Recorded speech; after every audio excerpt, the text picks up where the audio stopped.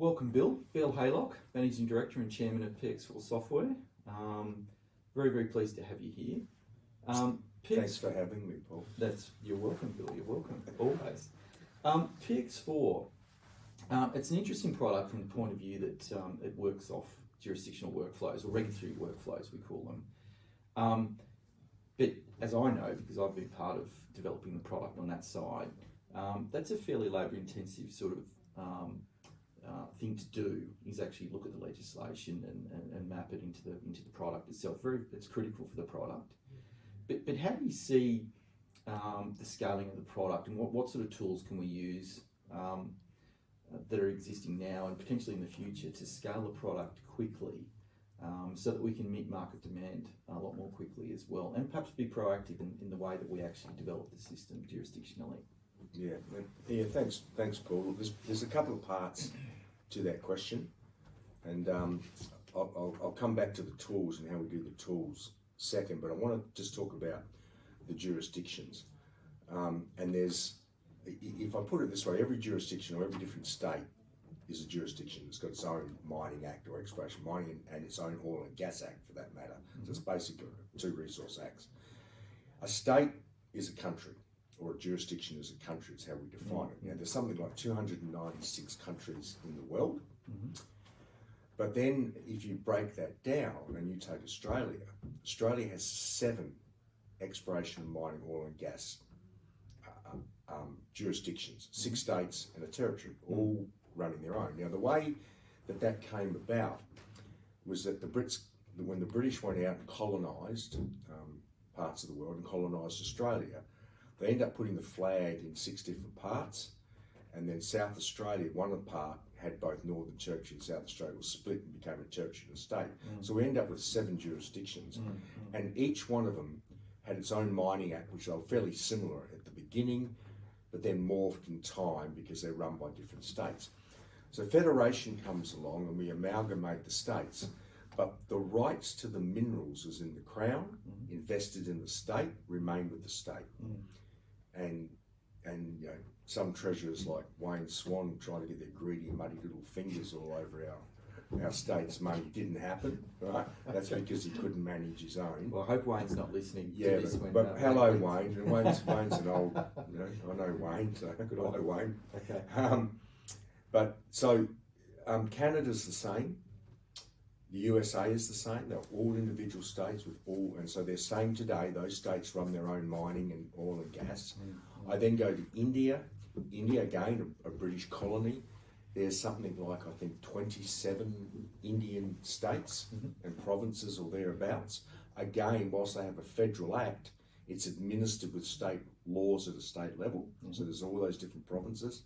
We go to Argentina, another country that consolidated states. Again, it has a main act, but then all administered at a local level. So when I start to add all that up, I've now got nearly 500 jurisdictions. But I've also got, and that's just mining exploration. If I add oil and gas, maybe I've got 1,000 acts, mining acts or exploration acts that we need to look at. So if we are to go out to the world and have these services, and we have people identify where they want our products, so we're doing jurisdictions, we've done some in Africa, half a dozen there, half a dozen in America, we've done Australia, New Zealand. To get to that's a huge scaling. And as you rightly said, it's quite a labour-intensive game, and we know that if I just took one jurisdiction and say one authority, so let's call that just one exploration permit, it's probably a 5 to 6 days of work for a very competent, well-skilled subject matter expert that's only ever worked in exploration mining, knows how to open up an act, knows how to read it from the beginning, the moment you apply for it, all the way through until it's surrendered. So we have to actually, physically, we have somebody that does that piece of work.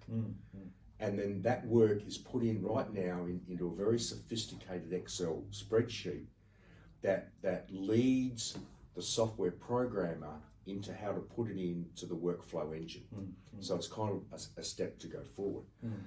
So the question is, how could I help the subject matter expert, get from A to B quicker? Is it 5 or 6 days? Could I reduce that to 3 days, 4 days, allowing them to double check, and save time? The quicker I can do that, the quicker I can actually expand and scale everywhere in the world.